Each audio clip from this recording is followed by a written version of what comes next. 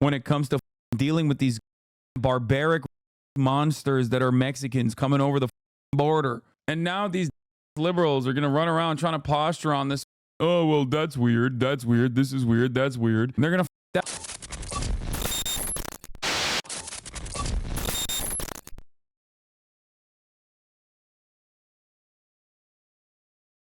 Brandon, in the most selfish way possible, knowing full well that he still wanted to fucking go and run again and be the president again because he was a fucking spiteful piece of shit old man, literally, one, picked Kamala Harris, who was not exactly an energizing candidate, who was objectively a loser in the 2019 primaries, okay? That's number one. That's why he picked her. And then he literally fucking put Kamala Harris on all the worst possible jobs that a VP can do, one of which was the border. Why do you think there was so much goddamn back and forth about Kamala never going to the border, even though she's the border czar? Okay, that's literally the point of a VP. No, it's not right-wing propaganda. MSNBC and liberal media is now running defense to say she wasn't the border czar. That's bullshit. That's not bullshit at all. Kamala Harris was put on the border. I don't care what fucking now PolitiFact says. Biden tasked Harris with stemming the migration on southern border. There it is. March 24th, 2021. Vice President Harris was not a border czar. Meantime, Vice President and border czar Kamala Harris facing some backlash. What he said about Harris and immigration was not true. She was never appointed border czar. And this will be her first visit to the U.S.-Mexico border region since she was appointed as the border czar by President Biden. People are going to have to counter the misinformation. You already hear folks talking about the border czar. She wasn't the border czar. President Biden tapped Kamala Harris. The border czar is not an officially sanctioned position, you dumb fucks. It's simply colloquially said about a person that is tasked with a specific part of the administration's agenda. Okay? That's it. That's precisely the reason why liberals were saying border czar, as everybody does. It's normal. Like, it's not a fucking, like, it's so stupid. Then why say it? Because, wait, what? Now you're making up words? Because that is what the colloquial adoption of the word is. That's what it is. That's what it is. When someone is fucking tasked with a job in the administration, you say, oh, that's the drug czar, that's the border czar. Like, that is a normal fucking term that people utilize. It doesn't mean anything beyond the fact that they are tasked with that role in the administration.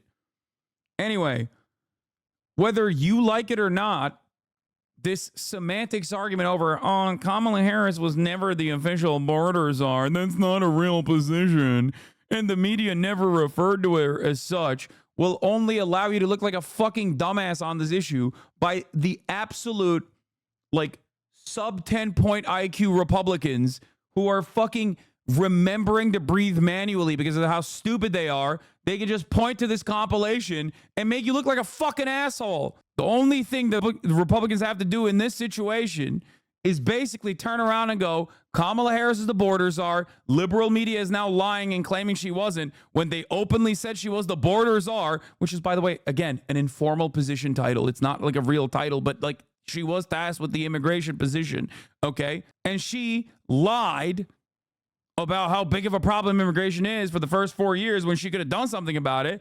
And now when the election comes around, she openly recognizes that the immigration problem is a massive issue. Well, guess what? We've been saying immigrants are rapists for years. Who are you going to vote for? These fake-ass phonies who are advocating for shutting down immigration now, or the real ones who've been fucking advocating to shut down immigration and is running on mass deportations? That's what the Republicans are going to do. It's a fucking gift-wrapped, basically a fruit basket to the Republican Party. Joe Biden was significantly closer to Donald Trump on the issue of immigration in terms of the percentage points, okay, when he ran to the left of Donald Trump on immigration in 2020. Joe Biden running to the right of Donald Trump on immigration, trying to be the real fucking pro, immigration is actually a matter of national security and not like a problem with the economy, that immigration actually has to be processed through this lens of national security. That kind of hysterical pandering is never going to work to win people over to your side. It simply makes people on your side also regurgitate right-wing positions on immigration, positions that are not born out of reality, positions that are born out of the hysterical pandering of right-wing charlatans. Oh, don't you think Trump blocking the bill is good for the Dems to expose? Okay, let me put this in terms that you might understand. Okay, if you like Medicare for all, let's say, okay, and let's say Donald Trump, as a last-ditch effort, puts together a Medicare for all proposal in the year 2020 as the election is nearing, okay? If Donald Trump turns around and says, I'm pro Medicare for all, and I want to fucking push, and I want to push the country to the left, and I care about Medicare for all, and I actually am the Medicare for all candidate, do you buy in to the idea that Donald Trump is now really officially the Medicare for all candidate?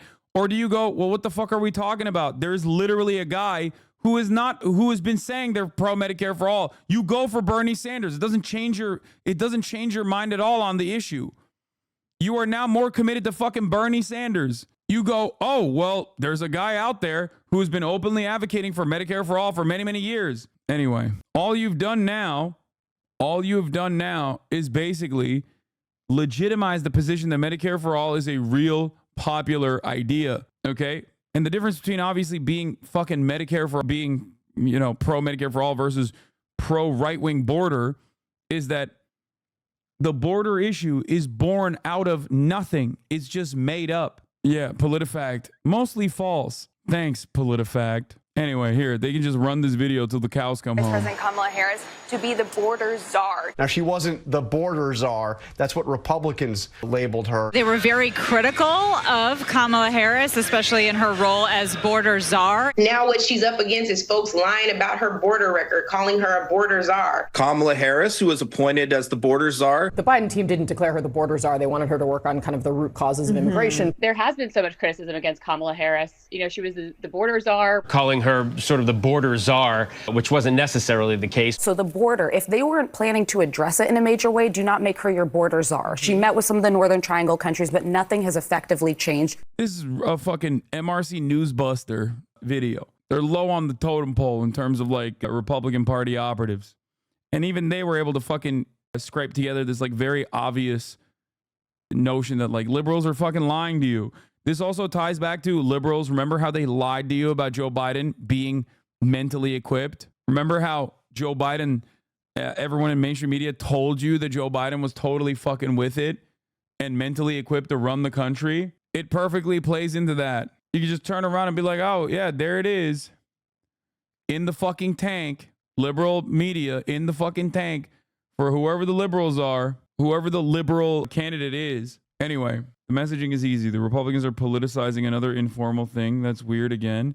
No, it's not. They're not politicizing an informal thing. The point of contention here isn't what Kamala Harris is called. The point of contention is what Kamala Harris's task was. This will be used against her.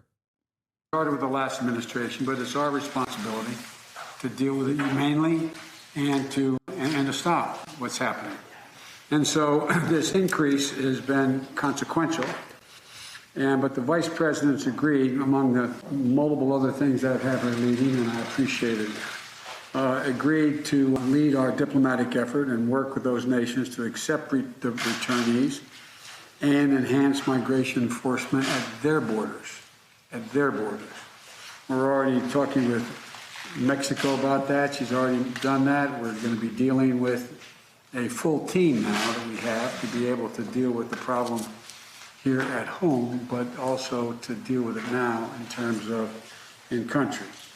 And I can think of nobody who's better qualified to do this than this is a woman who ran the second largest Attorney General's office in America after the United States Attorney General in the state of California, and has done a great deal of upholding human rights, but also fighting organized crime in the process. So it's not her full responsibility and job, but she's leading the effort, because I think the best thing to do is to put someone who, when he or she speaks, they don't have to wonder about, is that where the president is?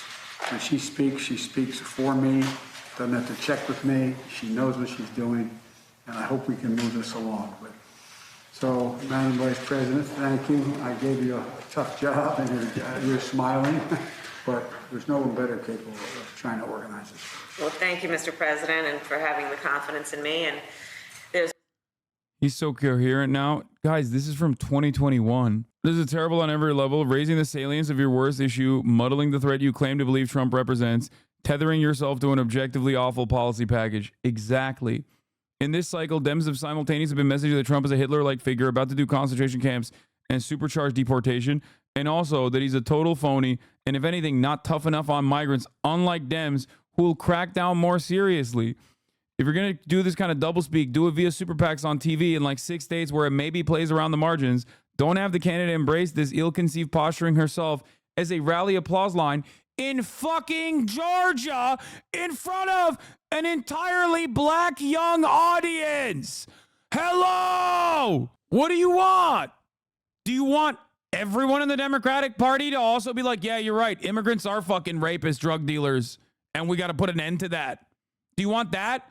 Why are you helping the Republican Party? How is the entire Democratic Party just completely so broken, fundamentally so insane on this issue, on every issue, really? It's not just the media. Democratic Representative Val Hoyle is saying Harris wasn't a border czar. I don't care. They're fucking stupid. The Democrats are stupid. They have the capacity to be stupid. As a matter of fact, they're very rarely not stupid. Okay? You have to remember something. The swap out from that old man to this dynamic younger candidate was the one instance where they weren't fucking stupid. And instead of leaning on the fucking advantage that they get from that, they're still running with training weights on for no reason. It's so wild. Like, you have a unique opportunity. You have a unique opportunity in this circumstance to just like unmarry yourself from some of the worst instincts of the prior administration, an administration that you're still a part of. But instead, you're just literally running the table and being like, no, dude, this Hitlerian Republican is actually not Hitlerian enough. We are the real Hitlerians when it comes to fucking dealing with these goddamn barbaric rapist monsters that are Mexicans coming over the fucking border. And now these dumbass liberals are going to run around trying to posture on this fucking, oh, well, that's weird, this is weird, that's weird. And they're going to fuck that up too. There's no question that this is a challenging situation. As the president has said, there are many factors that lead president to leave these countries. And while we are clear that people should not come to the border now, we also understand that we will enforce the law, and that we also, because we can chew gum and walk at the same time, must address the root causes that cause people to make the trek, as the president has described, to come here. And I look forward to engaging in diplomacy with government, with private sector, with civil society, and the leaders of each in El Salvador, Guatemala, and Honduras to strengthen democracy and the rule of law and ensure shared prosperity in the region. We will collaborate with Mexico and other countries throughout the Western Hemisphere. And as part of this effort, we expect that we will have collaborative relationships to accomplish the goals the president has and that we share. I also look forward to working with members of the Congress who I think share our perspective on the need to address root causes for the migration that we've been seeing. And needless to say, the work will not be easy, but it is important work. It is work that we demand and the people of our countries, I believe, need to help stem the tide that we have seen. So thank you, Mr. President, for your confidence. Biden pledges to dismantle Trump's sweeping immigration changes, but can he do that? Heard on the Morning Edition on September 14th, 2020. Democratic presidential nominee Joe Biden is pledging to dismantle the sweeping changes President Trump has made to the American immigration system if he wins the White House in November. But that's easier said than done. I don't think it's realistic that Biden in 4 years could unroll everything that Trump did, says Sarah Pierce, a policy analyst at the Migration Policy Institute, a nonpartisan think tank in Washington, D.C. Because of the intense volume and pace of changes the Trump administration enacted while in office, even if we have a new administration, Trump will continue to have had an impact on immigration for years to come. The Trump administration has undertaken more than 400 executive actions on immigration, according to the Migration Policy Institute. Those include tougher border and interior enforcement, restricting asylum, rolling back deferred action for childhood arrivals, slashing refugee visas, streamlining immigration courts, and creating Remain in Mexico. What the administration has sought to do is simply turn off immigration and to do it unilaterally by presidential edict, without the approval of Congress or the consent of the American people, says Omar Jadwat, director of the ACLU's Immigrant Rights Project. That project should be reversed. That's exactly what Biden pledges to do. His position paper on immigration, 51 bullet points to fill 22 pages, seeks to roll back Trump's accomplishments and reenact Obama-era policies. Okay? If I'm elected president, we're going to immediately end Trump's assault on the dignity of immigrant communities. We're going to restore our moral standing in the world and our historic role as a safe haven for refugees and asylum seekers, Biden said in his acceptance speech at the virtual Democratic National Convention. The former vice president has an exhausted to-do list. Within his first 100 days, Biden says he would implement a wide range of policies, not another mile of border wall. No more separating families. No more prolonged detentions or deportations of peaceable, hardworking migrants. Here is KPBS. Report reveals migrant family separations continue under Biden. This is from July 29, 2024. The border proposal that Kamala Harris just fucking flaunted as a signature policy achievement that she will have if elected president literally continues building Trump's wall. Biden rescinded the policy in January 2021, yet 3 years later, more than 1,400 families remain separated. The report argues that separations have happened for decades, but under the Biden administration, they are a result of bureaucratic processes, lack of transparency, and accountability, not purposeful cruelty. Let's get back to Biden's claims. Okay? Biden also said he would restore the asylum system and support alternatives to immigrant detention, such as case management, that allows an applicant to live and work in the community while their case works its way through the hearing process. Trump has derisively called this catch and release. Okay? And Biden would fully reinstate DACA, which allows migrants brought into the U.S. illegally as children to live and work without fear of deportation. But if he's elected, Biden would face a host of obstacles that could slow his immigration counter-revolution. Okay? They don't want to create such a chaotic situation at the border by welcoming or incentivizing another massive influx from Central America, says Jerry Kramer, who's affiliated with the Center for Immigration Studies. The fucking Center for Immigration Studies being presented as a think tank which favors restrictions on immigration is insane. It's basically a Nazi operation. Okay?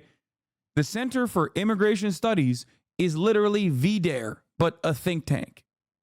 So the fact that like NPR is doing both sides are saying a lot of things is crazy. Okay? Remember, just because something is presented with neutral tone doesn't change that reality that they are still very much advocating for Nazi shit. This is a fucking Nazi think tank. Let's continue. Federal border officials are worried what would happen if Biden cancels bilateral agreements with Mexico that have dramatically slowed the migrant flow. Okay? Why am I talking about all of this? Because I hope at some point in this fucking article they will show what the percentage points Biden was close enough to on Donald Trump on the issue of immigration in this election cycle. Because he was performing significantly better than he was before he dropped out on the issue of immigration in 2020. I believe that in 2020, Biden was much closer to Trump. Trump was still beating him on immigration because Republicans are fucking incredibly well equipped to deal with this with reactionary posturing. Okay. Anyway, where the fuck is it? Biden has not said if he would reverse the order to reopen the borders and jumpstart the asylum process. Biden presidency would likely find itself skirmishing. This was in 2020. Biden was running to the left of Donald Trump on the issue of border control, border policy. Okay? Where the fuck is it? I want to see how does anyone have poll numbers from 2020? Thank you. In 2020, Biden held a 1-point lead over President Trump on the issue of border security. In 2024, President Trump has a 27-point lead over Biden on border security. Question. Take a look at this question. Again, the trend line here is so telling. Would Biden or Trump do a better job on border security / immigration? In 2020, in one of the most favorable polls, because he was never fully beating Donald Trump on the issue of immigration, but he was objectively closer to Donald Trump on the issue of immigration. Would Biden or Trump do a better job on border security / immigration? You go back 4 years ago to June of 2020, Joe Biden held it within the margin of error, but still a slight lead at +1 point over Donald Trump on the issue of border security and immigration. Take a look now at May of 2024. Look at this movement in Donald Trump's direction. Now he is trusted on the issue of border security and immigration versus Joe Biden by a 27-point margin. That is nearly a 30-point jump.